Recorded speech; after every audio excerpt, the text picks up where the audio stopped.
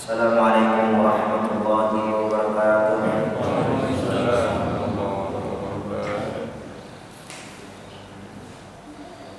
Alhamdulillahirabbil alamin wa bihi nasta'in ala umuri dunya waddin. Wassalatu wassalamu ala asyrafil anbiya wa khatamin nabiyyin sayyidina wa maulana wa habibina Muhammadin sallallahu alaihi wasallam wa ala alihi wa sahbihi ajma'in, amma ba'd. Bapak-bapak, ibu-ibu jamaah sekalian rahimahumullah, puji dan syukur hanya kepada Allah Subhanahu wa taala yang telah memberikan kita nikmat yang banyak. Nikmat iman, nikmat amal, nikmat sehat, nikmat ibadah, sholat subuh secara berjamaah, ini nikmat Allah. Dalam satu hadis dikatakan, barang siapa yang sholat subuh secara berjamaah, maka seolah-olah dia beribadah satu malam penuh. Subhanallah. Dari habis isya sampai subuh itu jarang yang buat untuk ibadah full, baik baca Quran, zikir, sholat sunat, baca kitab, pokoknya ibadah isya sampai subuh itu jarang yang buat. Tapi alhamdulillah dengan taufik kasih sayangnya Allah Subhanahu wa taala, Allah Subhanahu wa taala berikan kita kekuatan, berikan kesempatan untuk bisa sholat subuh secara berjamaah yang pahalanya seperti itu, seolah-olah seperti ibadah satu malam subuh. Semoga Allah terima ibadah kita ini dan Allah istiqomahkan kita sampai akhir hayat kita untuk bisa melaksanakan perintah-perintah Allah Subhanahu wa taala. Bapak-bapak yang dirahmati Allah Subhanahu wa taala, nikmat Allah begitu banyak pada diri kita. Nikmat yang paling besar adalah iman. Iman ini nikmat yang paling besar. Karena dengan iman Allah Subhanahu wa taala berikan kita janji untuk mendapatkan kesuksesan di dunia dan di akhirat. Man 'amila shalihan min dzakarin aw untha wa huwa mu'min falanahyiyannahu hayatan thayyibah. Barang siapa yang beramal soleh, barang siapa yang beramal soleh, baik laki-laki, wanita, orang kampung, ataupun orang kota, pejabat, rakyat, siapa saja orang yang beramal soleh, amal kebaikan, wa huwa mu'min, dan dia beramal soleh dalam keadaan beriman kepada Allah. Karena kalau orang beramal soleh tidak ada iman, tidak diterima. Hanya orang yang non-Islam, walaupun baiknya gimana, infaknya di mana-mana, tapi karena nggak ada iman, kosong, ada nilainya. Allah berfirman, barang siapa yang beramal soleh dari laki-laki atau wanita, wa huwa mu'min, dia di dalam keadaan iman, janji Allah, falanuhyiyannahu hayatan thayyibah, maka sungguh kami akan berikan kehidupan yang baik kepadanya. Jadi kehidupan baik ini nggak bisa diukur dengan harta. Berapa banyak orang punya harta, mobilnya banyak, rumahnya besar, bahkan istri lebih daripada satu, di mana-mana usahanya ada, tapi nggak bahagia. Berapa banyak masalah, problem datang, dan tidak bisa diukur dengan pangkat. Berapa banyak orang punya pangkat tinggi, bintang 1, bintang 2, dan seterusnya, tapi banyak problem juga. Anaknya masalah, istrinya masalah, tidak ada kebahagiaan, tidak ada kehidupan yang baik. Jadi kehidupan yang baik tidak bisa diukur dengan harta benda, tapi kehidupan yang baik ukurannya amal yang baik. Kalau orang mau melakukan amal baik, iman, maka Allah Subhanahu wa taala berikan janji, jadi kehidupan yang baik kepadanya. Hadirin sekalian jemaah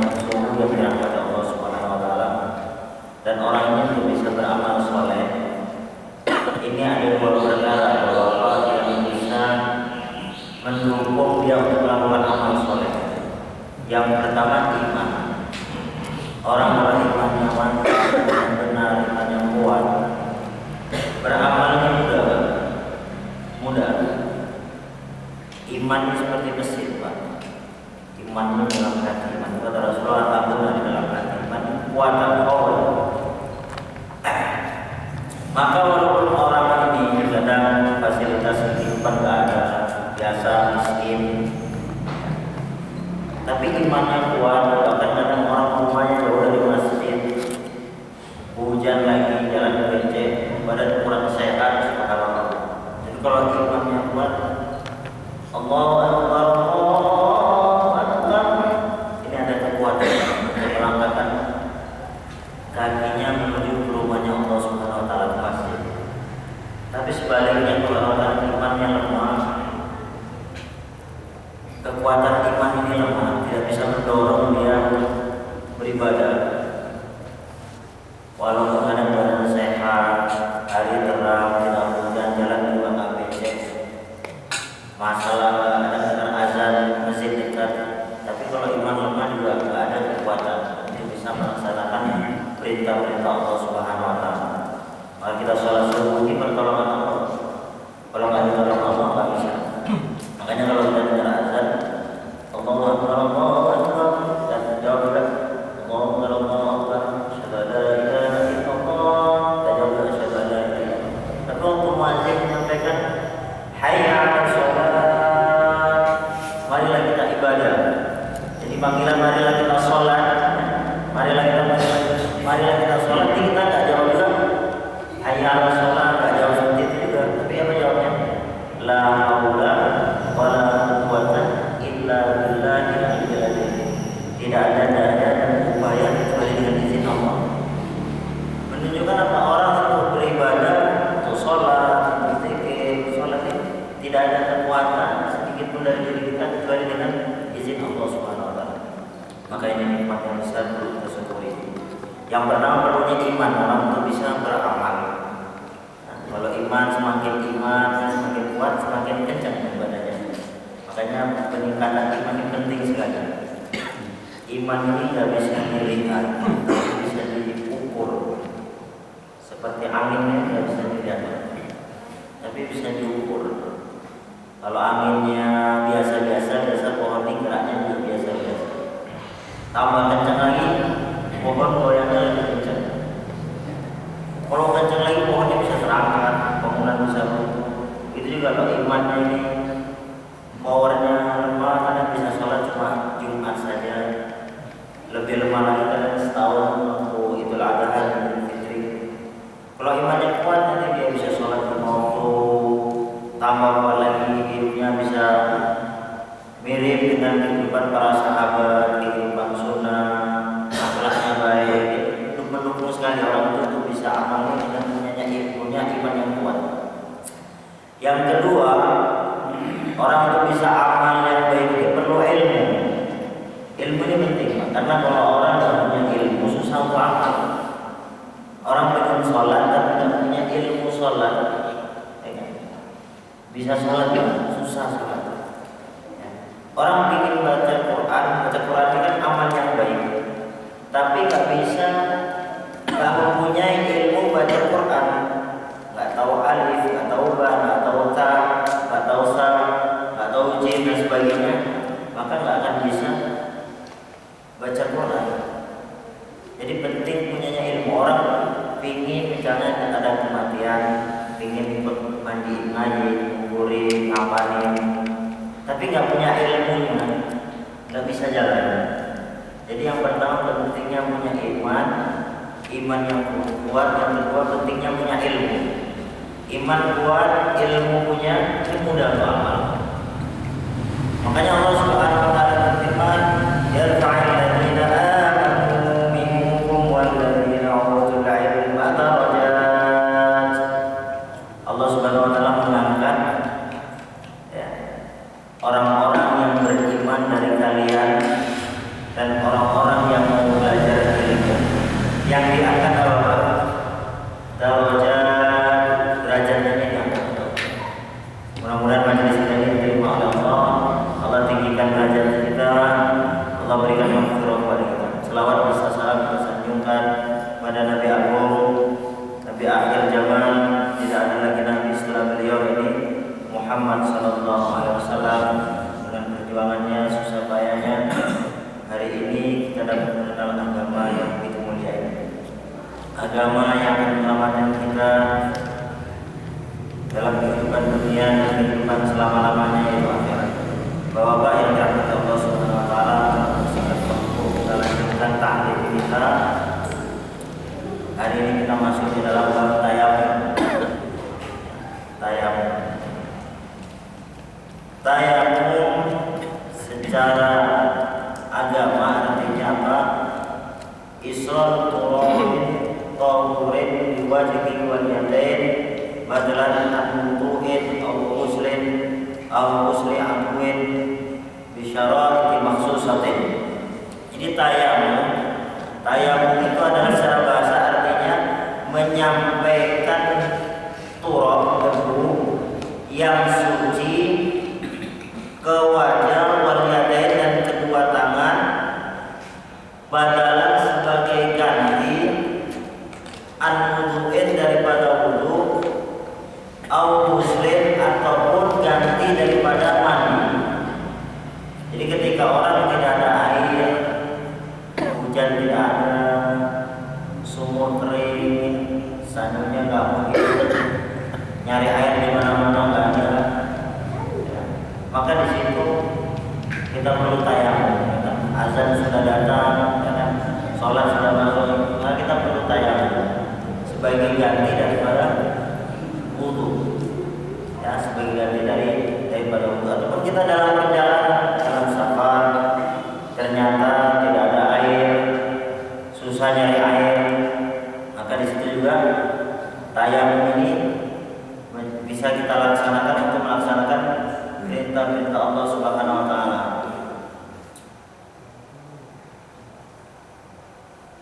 Tayamum mempunyai beberapa syarat. Syarat yang pertama, wujudul uzri bi syafarin aw maradin. Jadi adanya uzur, penghalang, ya, baik dia di dalam perjalanan ataupun ketika sakit nggak bisa kena air banyak. Dokter katakan jangan kena air, kalau kena air penyakitnya tambah parah, bahkan bisa menyebabkan kematian. Maka di saat itu namanya uzur, penghalang orang untuk bisa kena air, maka di saat itu orang boleh bertayamum, maka dia tayamum. Ataupun perjalanan nggak ada air, maka juga dia melaksanakan tayamum. Itu yang pertama, syarat yang pertama, wujudul uzri bi syafarin aw maradin, adanya uzur, penghalang yang disebabkan di dalam safar ataupun sakit. Allah Subhanahu wa taala berfirman, wa in kuntum marda aw ala safarin aw jaa ahadun minkum minal ghaid aw lamastumun nisaa falam tajidu ma'an fatayammamu. Kalau seandainya kalian sakit, aw ala safarin ataupun dalam perjalanan, aw jaa ahadun minkum minal ghaid atau pergi ke tempat buang air besar, maksudnya buang air, kan? Aw lamastumun nisa ataupun habis bersentuhan dengan wanita atau wudunya, kemudian ingin wudu lagi, falam tajidu ma'an, tidak ketemu air, maka apa perintah Allah? Kata yang melaksanakan tayamum. Ini syarat yang pertama, bolehnya tayamum karena sakit ataupun perjalanan. Yang kedua, wadukhul waqti shalah, masuknya waktu sholat, ya, masuknya waktu sholat. Masuknya waktu sholat gimana? Masuknya waktu sholat ketika sholat sudah datang, sudah azan dengan ukuran masuknya waktu sholat. Disitulah kita baru boleh tayamum. Nah, kalau seandainya sholat masih 1 jam lagi masuk waktu sholat, tayamum dari sekarang nggak boleh. Kalau untuk melaksanakan sholat tersebut, sholat fardu misalnya zuhur jam 12,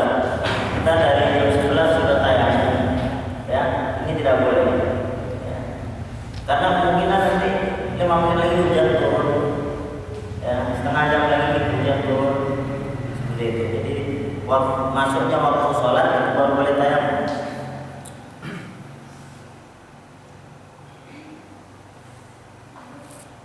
Rawah al-Bukhari, Imam Bukhari telah meriwayatkan an Jabir radhiyallahu anhu daripada sahabat Jabir radhiyallahu anhu, anna Nabiya sallallahu alaihi wasallam qala, sesungguhnya Nabi sallallahu alaihi wasallam bersabda, ju'ilat li al-ardu masjidan wa tahuran, telah dijadikan kepada aku bumi, maksudnya tanah, dijadikan untuk Rasulullah SAW dan untuk kita ini masjidan sebagai masjid, wa tahuran dan sebagai alat untuk bersuci.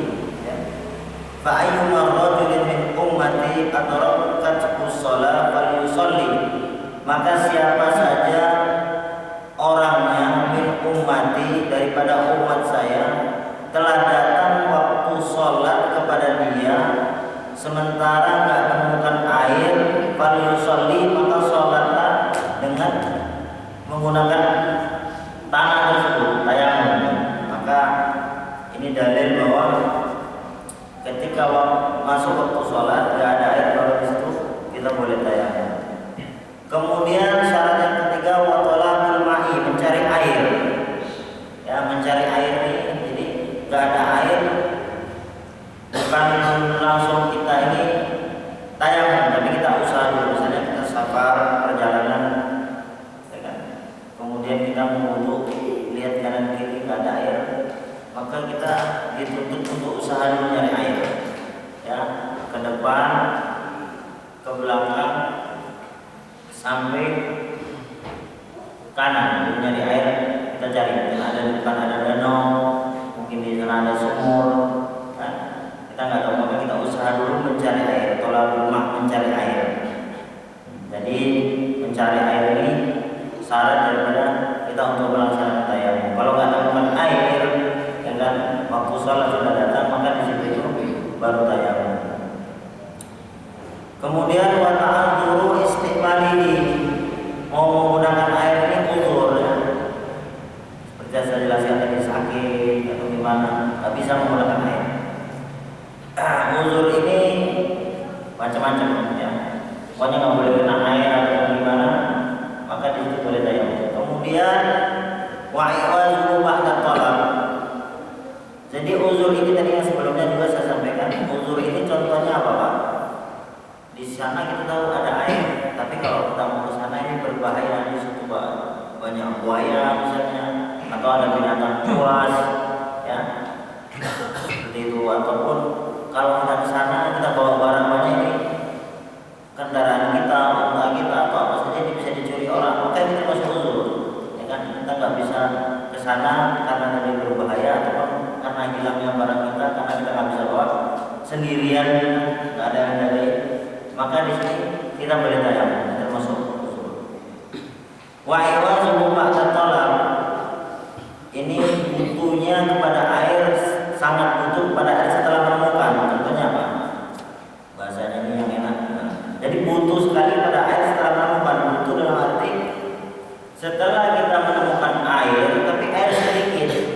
Sementara kita punya kendaraan, misalnya pada zaman Rasulullah, unta ataupun kuda, dia juga butuh, ya, butuh sekali. Kalau seandainya dia nggak minum, maka ukurannya juga dia nggak bisa jalan lagi, mati.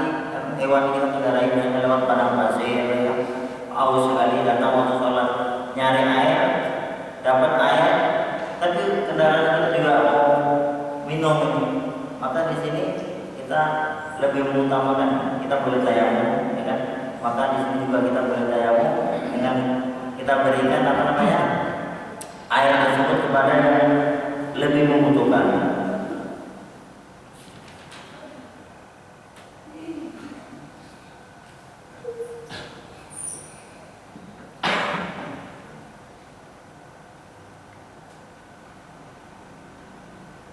Di sini. Kemudian syarat selanjutnya lagi, wat-turabu at-tahiru lahu gubar. Jadi yang digunakan untuk tayamum ini turab, ya, debu ataupun tanah yang suci. Kalau nggak suci nggak boleh. Kemudian sifatnya apa? Lahu gubar. Ini kalau di gimana? Kalau di ini terasa debu ini naik. Kalau gini terasa debu itu bubar, mimpur apa terbang kan, tidak terasa. Bentuknya itu terasa. Jadi kalau di atas batu, di atas kerikil ini kerikil nggak memenuhi syarat. Makanya di sini disebutkan fa'in khalatahu jisun aw ramlun lam yujzi.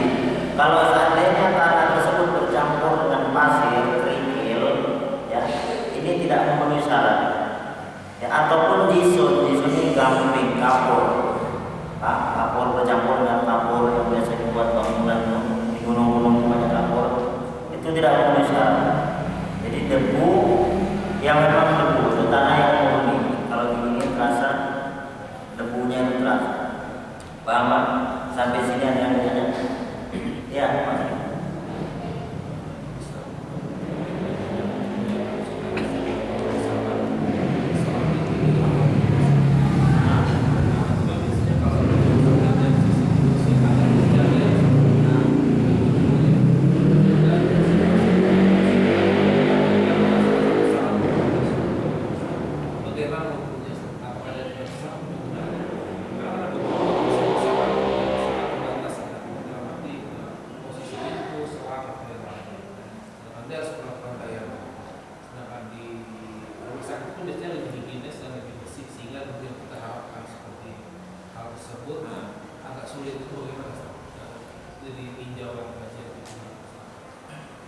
Debu di rumah sakit itu mungkin dapatnya dari mana? Ya, kalau kita lagi di rawat itu kita mengandalkan dari selimut, dari bantal atau dari spray, atau dari tembok yang terdekat ada di posisi kita. Ya, bagus turun pertanyaan. itu nggak mungkin, misalnya untuk turun nggak mungkin banyak posisi selam. Bagus pertanyaannya bagus nih. Ya kan, yang sakit nggak bisa apa-apa diimpus atau gimana? Waktu sholat datang uzur untuk menggunakan air juga nggak bisa. Maka di situ perlu tayamum. Terus bagaimana kita tayamum dengan debu yang ada di situ? Ya kan? Bapak-bapak yang dirahmati Allah Subhanahu wa taala, jadi debu yang dimaksud di sini memang kelihatan debu dan begitu ditempelkan tangan kita terasa. Maka apa namanya? Bertayamum di kaca, ya, di pakaian yang kita bersangka dan itu tidak memenuhi syarat. Tidak memenuhi syarat. Lalu bubar tidak terasa di tangan, tidak terasa di lihat juga nggak kelihatan debunya. Itu yang pertama. Yang kedua masalah kesucian. Kalau memang ada debu di mana saja, selagi kita yakin bahwa itu debu suci, boleh digunakan baik di rumah sakit, ya kan, di mana saja. Tapi debu itu memang harus bentuk debu. Terus bagaimana kita mau sholat? Apakah jawab muslim? Orang bisa turun nyari debu di depan kamar rumah, di depan ruangan nggak bisa, ya kan? Maka ketika itu kita bertayamum saja ataupun kita sholat, ya kan? Sholat tayamum dengan apa saja, ambil isyarat saja mungkin dengan dinding, tapi tidak memenuhi syarat ya. Kita tayamum dengan wajah tangan dan sudah kita sholat. Maka sholat kita ini belum memenuhi syarat, ya kan? Cuma karena dalam kita ada uzur, kita di situ perlu sholat di qurbatil waqti. Ya kan, sudah waktunya datang kita sholat. Terus begitu kita nanti sehat, kita sehat, maka kita hitung jumlah sholat kita yang ketinggalan waktu kita sakit ataupun waktu kita nggak bisa sholat dengan sempurna, kita hitung di situ, kita potong, kita ganti. Ya. Ada sebagian ulama yang berpendapat boleh kita tayamum di kaca di mana saja boleh, tapi pendapat yang sangat kuat menurut jumhur ulama, terutama 4 mazhab baik Imam Malik, Imam Syafi'i, Imam Abu Hanifah, ya, Imam Ahmad bin Hanbal dan ulama-ulama mujtahidin lainnya, itu tadi syaratnya turab lau bubar, tanah yang mempunyai sifat tanah tersebut. Ya, kalau dipukul terasa tanahnya, kalau diberikan tangan ditempelkan itu terasa. Makna di sini bisa dipahami. Misalnya kita dalam kereta, maka kita nggak bisa sholat nih, kiblat nggak tahu air yang ada, maka kita sholat saja. Sholat tidak perlu sholat, maka dalam waktu sholat kita sholat, ya kan? Sholat. Walaupun nggak punya syarat nih, orang nggak perlu sholat, ya kiblat nggak tahu, maka kita sholat. Walaupun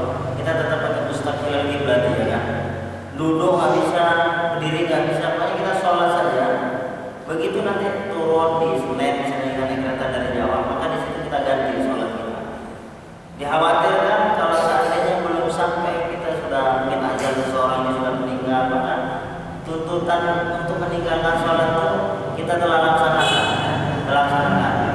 melaksanakan semampunya, karena kita tidak mampu untuk semua memenuhi syarat menghadap kiblat, nggak ada air, tayamum juga nggak bisa, dengan tempatnya banyak banyak kotornya, maka kita sholat saja, ya kan? Maka begitu kita ada waktu untuk menyempurnakan, air ada, tempat bersih, maka di situ kita kotor. Maka sholat itu menurut jumhur ulama. Ini tadi pertanyaan Pak itu, ini kan ada hadis Allah memaafkan 3 dosa. Dosa orang yang terpaksa, lupa dan tertidur. Ini kan terpaksa. Nah, mesti kodok kan itu. Dalam posisi yang memang tidak mungkin lagi dia mengambil debu tayamum yang baik, dia seadanya saja. Kok kodok? Padahal kan Allah memaafkan dosa orang yang terpaksa. Bagus pertanyaannya. Allah ini kan Innallaha ghafurur rahim, Maha Pengampun, apalagi dalam keadaan terpaksa, benar. Tapi dalam keadaan terpaksa tetap ada jalan, ya. Bagaimana kita untuk bisa beribadah dengan seperti, makanya saya katakan tadi kita sholat saja. Begitu nanti kita nggak ada kesempatan, ya misalnya mungkin sudah meninggal baru seperti ini, maka di situ Allah ampuni. Kenapa dalam keadaan terpaksa? Tapi begitu sudah selesai, ya kan, misalnya kita ketidur, ya kan, tinggalan sholat, ya kan, mati, belum bangun sudah mati orang tidur, ya kan? Maka di situ apa? Allah maafkan. Karena memang dia ini tidak bisa melaksanakan, orang tidur itu nggak ada hukum, gitu kan. Tapi begitu bangun, ya harus dikodok, karena meninggalkan sholat. Harus dikodok, sholatnya itu harus dikodok. Makanya waktu sholat itu kan ada artinya tes. Sengaja aku sholat subuh 2 rakaat makmuman adaan lillahi ta'ala, ya kan? Adaan itu tunai, ya kan? Nanti adaan itu tunai di tempat pada waktunya, ya kan? Tempat waktu itu ada namanya adaan tes, kalau bahasa kita tes, melaksanakan tes sesuai dengan itu. Tapi kadang tidur bangun jam 9, matahari sudah naik atas, terus sudah habis makan, kita mau lihat kita dengan mengganti sholat di luar waktunya, paham? Karena ada hadis lain lagi, barang siapa meninggalkan sholat, ya kan, maka namanya itu tertulis di pintu neraka yang dia akan masuki. Terus menghapus daripada tulisan tersebut bagaimana? Melaksanakan sholat yang dia tinggalkan, dan begitu dilaksanakan maka terhapus itu. Maka tetap Allah itu Maha Pengasih, Maha Penyayang, mengampuni semua dosa daripada hambanya, apalagi dalam keadaan terpepet. Tapi tetap ada caranya. Gimana jawabannya?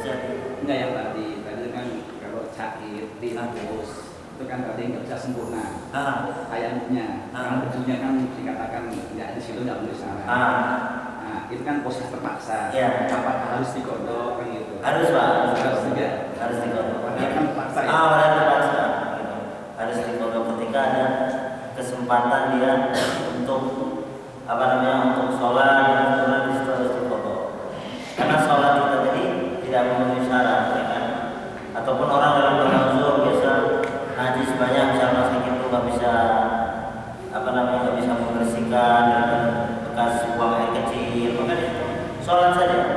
Sholat bagaimana? Sholat Ustaz, sholat ini kan nggak memenuhi syarat kalau ada najis. Sholat saja, tapi nanti begitu sudah memenuhi syarat dikodok sholatnya. Gimana Pak? Ya, seperti itu.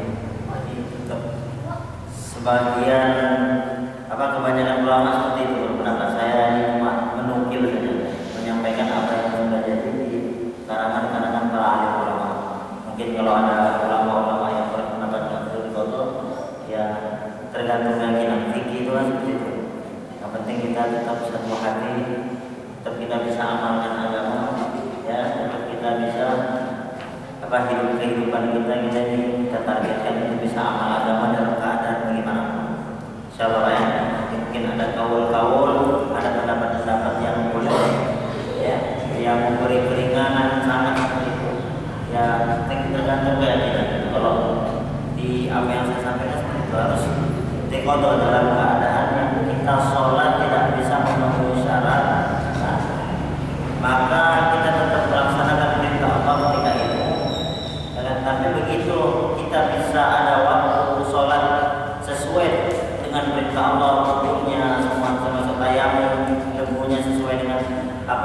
masuk, maka di situ kita potong. Paham sampai sini? Ya. Ada lagi yang tanya? Ada lagi? Wa fara'iduhu arba'atu asya. Ya.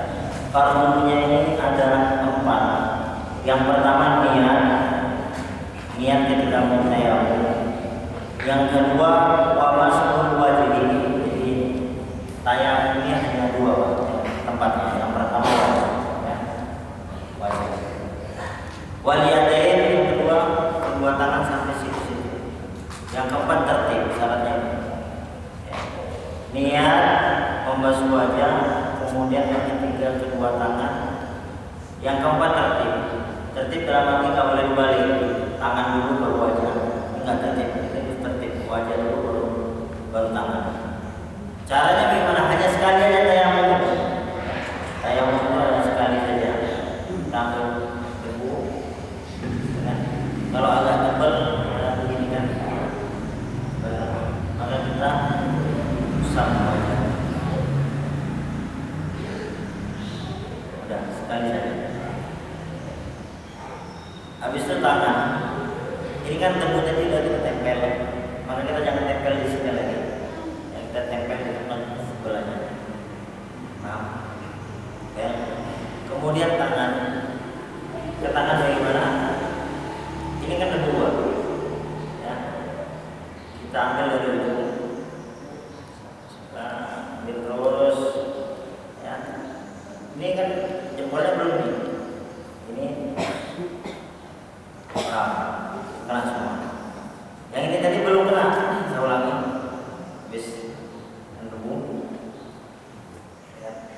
Yuk terus sampai situ kan ma'al pakai dari situ. Terus ini kan belum kena. Ini kita gunakan untuk sebelah kiri. Seperti itu. Kalau di Indonesia ini mungkin kita memang jarang tayamum karena ini lagi hujan, air itu lama. Kalau waktu saya belajar di luar ada kita lagi apa namanya training KKN yang dikirim ke satu desa, nggak ada air, hujan kan? Karena negerinya bukan negeri hujan. Hujan dalam setahun mungkin cuma 20 kali, 15 kali dalam setahun itu. Makanya di sana kalau hujan, orang mandi hujan itu udah tua, kakek-kakek sudah nenek-nenek itu saking senangnya hujan itu sampai mandi hujan. Kalau di Indonesia kalau hujan itu kadang anak kecil aja, jadi sampai 6 bulan atau hujan, itu hujan terus senang orang pada mandi, bapak-bapak pada mandi, kita juga pelajar sampai libur mandi semua, mandi hujan terus. Jadi tayamum itu kan sering kita lakukan ketika seperti tadi caranya, paham? Kemudian sunnahnya ini apa? Tasmiyah. Yang pertama tasmiyah, baca bismillah wa taqdimul yumna 'alal yusra, mendahulukan yang kanan baru yang kiri. Kemudian mualla ini sekali pekerjaan langsung selesai. Ya, langsung selesai di tempat itu. Kemudian selanjutnya walladzi yubtilu tayammum salasa, yang membatalkan tayamum, orang sudah tayamum terus batalnya bagaimana? Ini juga ada 3 perkara. Yang pertama, apa saja yang membatalkan wudu itu membatalkan tayamum. Maaf kalau wudu, apa saja yang membatalkan wudu itu membatalkan tayamum. Kemudian waru'iyatul ma'i fi ghairi waqti shalat, melihat air. Sudah tayamum, sudah selesai, hujan turun, maka itu tayamum batal, harus wudu. Tayamum sudah selesai, teman bawa air, ada air wudu, maka di situ tuh tayamum kita juga langsung batal. Kalau di sholat bagaimana? Dalam sholat, ketika musafir, ya kan, sudah terpepet, waktu sudah mau habis, ya kan, kita sholatnya terlambat, sholat, teman bawa air, maka di situ tidak batal tayamum kita. Karena kalau kita batalkan kita tayamum lagi proses, maka waktu bisa habis. Ya, waktu bisa habis, maka tetap kita tidak batal sholat.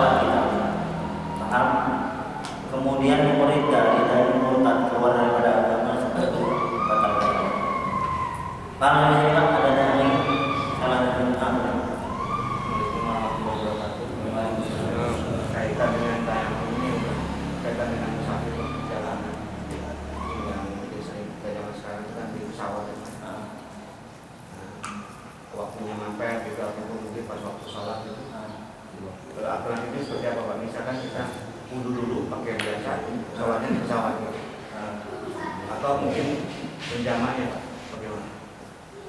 Jadi ketika ada sholat, kalau misalnya bisa untuk ya kan tempat sholat ada, ya nggak apa-apa kita sholat. Enggak, maksudnya belum masuk waktu sholat, kita flightnya pas waktu sholat misalkan pas sebelum waktu sholat kita,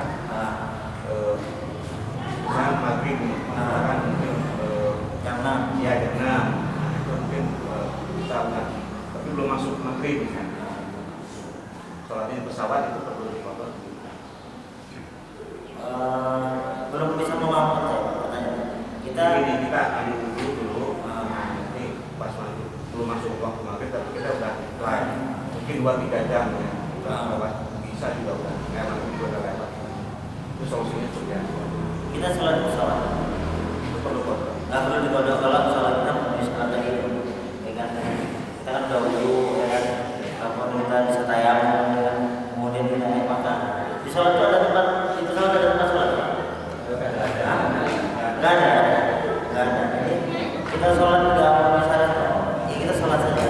Nanti begitu turun kita ngomong. Ya kan nggak mau syarat. Kiblat nggak tahu. Mungkin kalau kiblat nggak tahu kita bisa keyakinan. Mustaqbil kiblat ya. Kita ya Allah saya sholat menghadap kiblat. Kita sebutkan kata-kata mustaqbil kiblat. Ya kan. Tapi kalau nggak bisa mau syarat, ya sholat aja dia perlu nanti waktu ya Allah sholat dengan duduk dengan kita bayangkan sujudnya ya kan. Kita butuh untuk menyempurnakan. Khawatir waktu sholat di atas sholat kita ini nggak memenuhi syarat. Ya kan maka sempurnakan ketika sudah dibawa. Begitu juga seperti orang sakit tadi. Khawatir sholat kita nggak memenuhi syarat karena mungkin ada najis, tayamumnya nggak bisa maksimal sebagaimana yang dikehendaki Allah ubar maka begitu sehat dipotong supaya lebih sempurna. Jadi pesawat nggak bisa sholat ya. Atau kalau saya atau pagi satu kan 6 jam, 8 jam mungkin juga seperti itu nggak bisa sholat. Jadi dipotong secara terbaik. Karena sholatnya nggak punya syarat ya. Yang pertama yang tadi kan berdiri jika mampu, berdiri pun nggak bisa menghadap kiblat. Ya kan menghadap kiblat ini, ya kan pesawat itu gimana ukuran kiblatnya gimana? Apalagi di atas, posisinya. Jadi dipotong secara terbaik. Jadi ya Allah kan tidak membebani manusia ya semampunya. Jadi kayak tadi dengan kodenya memang luar biasa. Iya. Kawan tuh masih kan kayak kereta api. Dia tuh ya selalu posisinya membawa kereta itu tiap saat kan. Terus menerus. Itu kalau dikodok terus bagaimana? Jadi dia sholat saja. Tayamum memang tidak misalkan karena otaknya bersih dan itu bersih. Ya dan kodok sudah jalankan seperti itu. Ya udah bismillah. Karena memang bagaimana lagi masalah dia tiap ini berapa waktu dia kodok terus rasanya tidak ini. Udah bismillah. Kalau ada yang terlalu nempel di kaca itu kan bisa dirasakan Pak. Tapi kalau di pesawat itu debu itu kan tiap hari itu bersih. Bagian luar sebel, bagian dalam kan kalau AC di sini ya, jadinya kan. Iya. Terus kalau di kereta itu masih bisa sholat sebetulnya. Karena lokomotif nggak ada. Lokomotif. nggak bisa ya. Kalau masih di sini kan persolusian. Iya. Jadi memang nggak bisa selesai kerja. Dia sambil diri, dia sholat kan gitu. Kadang-kadang bawa stick sholat dengan keadaan yang ada. Seadanya saja dia bawa kereta ya sudah sholat di situ. Jadi udah selesai kerja itu kan ada waktu bisa memotong dia, nggak bisa. Kerja tuh 24 jam. Pokoknya sebisanya dia. Allah, saya tak paham kan. Tapi saya belum menemukan kalau Allah itu mau mengampunnya. Kalau menurut pemahaman saya kita tetap pakai teori, bagaimana aturannya dalam agama.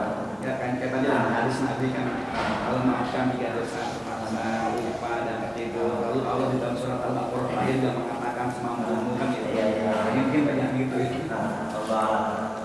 Tapi kalau pendapat saya ya ketika mampu ya disempatkan untuk dipotong karena sholat kita itu nggak memenuhi syarat karena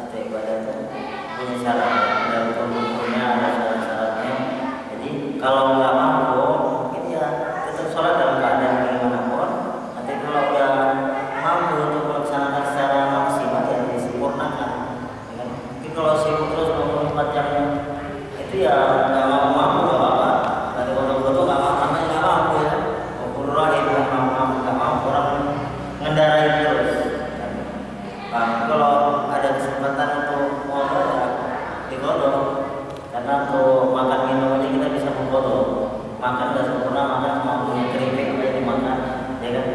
Nanti untuk udah bisa makan maksimal turun dari kereta kita bisa menyempurnakan makan kita. Kenapa kita ibadah nggak bisa kita sempurnakan? Kemudian satu alimnya lagi biar habis bab tayamum. Wasahibu jabahir yang samu alaiha wa yatayammamu wa yusalli wa la i'adatu alaihi in kana wada'aha ala qurin. Jadi orang yang memakai perban sakit kecelakaan terus diperban, maka dia ini tayamum hanya cukup diusap di atasnya saja ya. Ini tidak perlu mengqadha sholatnya kalau seandainya dia memasang perban tersebut dalam keadaan suci. Wala i'adata alaihi, dan tidak ada kewajiban untuk mengulangi sholat in kana wada'aha kalau dia memasang perbannya dalam keadaan suci. Jadi habis sakit ya kan, dia wudu dulu ya, wudu. Anggota yang lainnya nggak bisa, yang boleh kena air wajah, ini nggak boleh kena air, ini dalam keadaan suci baru perban ya. Maka nanti waktu batal lagi dia boleh tayamum, kalau nggak kena air cukup diusap di atasnya, di atas perbannya, tidak perlu mengulangi sholat lagi. Kemudian syaratnya perban menempel perban seukuran yang dibutuhkan. Misalnya sakitnya lukanya segini, kalau pasangnya sampai segini, ya kan, ini berlebih-lebihan dan juga tidak boleh. Jadi seukuran yang dibutuhkan, mungkin dibutuhkan untuk menempelkan lemnya, bagaimana ikatannya itu tidak apa-apa. Seperti itu. Kalau seandainya lukanya dikit dilebih semua, ini sudah berlebih-lebihan dalam memperban. Wa yatayammamu li kulli fardhatin wa yusalli bi tayammumin wahidin ma sya'a min nawafil. Jadi tayamum ini Pak hanya untuk satu kali fardu. Misalnya kita dalam perjalanan di mana kita tayamum mau zuhur, sudah selesai tayamum, ya kan? Maka nanti mau asar, wudu kita mau belum batal, ya. Maka kita tayamum lagi di situ. Jadi tayamum ini untuk satu kali fardu, Pak. Untuk satu kali kefarduan ini tayamum. Kalau seandainya zuhur tayamum, nggak nemu air lagi asar, tapi kita belum batal, ya kan? Tayamum lagi mau asar, kalau maghrib masih isya ada ya, waktunya kan ada maghrib isya. Mau maghrib kita sudah tayamum sempurna, ya kan? Kemudian isya belum batal, udah datang kefarduan yang kedua, di situ kita tayamum lagi. Sampai ini. Makanya bagi khotib Jumat yang dia merangkap imam ataupun nggak berangkat imam kan mau salat lagi, dia mau khutbah itu tayamum, ya kan? Karena khutbah ini rukun daripada sholat Jumat, dan satu kewajiban. Kemudian sholat sendiri rukunnya lagi, maka kita sih melaksanakan 2 kali tayamum. Paham? Jadi kalau wa ma sya'a minan nawafil, jadi kalau seandainya nawafil sholat sunnah dengan satu tayamum boleh. Kita mau sholat 100 rakaat, 20 rakaat tarawih misalnya, satu tayamum cukup gitu. Ya seperti ini aturan agama itu aturan dari Allah.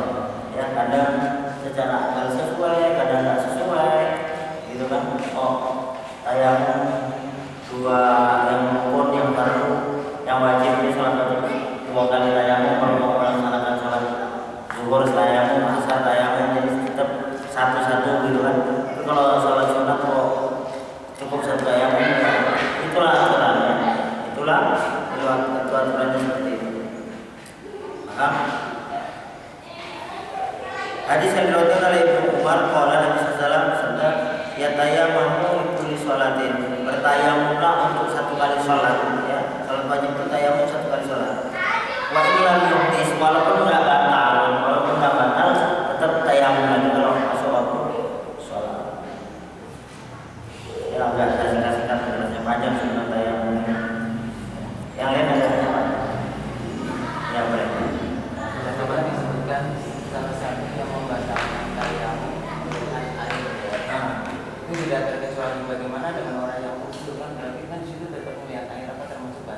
nggak benar. Jadi orang yang uzur itu dia ada air pun tayamum, jangan melihat air. Sebelum tayamum pun sudah melihat air, maka dia tetap boleh tayamum. Jadi orang sehat, yang bagus beranya orang sehat, ya kan kita nggak uzur untuk menggunakan air, tayamum karena ada air, setengah tayamum, selesai tayamum, hujan turun maka di situ batal lagi. Tapi bagi orang yang uzur nggak batal, begitu dengan melihat air, walaupun kadang air sudah ada sebelumnya, maka tetap tayamum. Boleh Pak?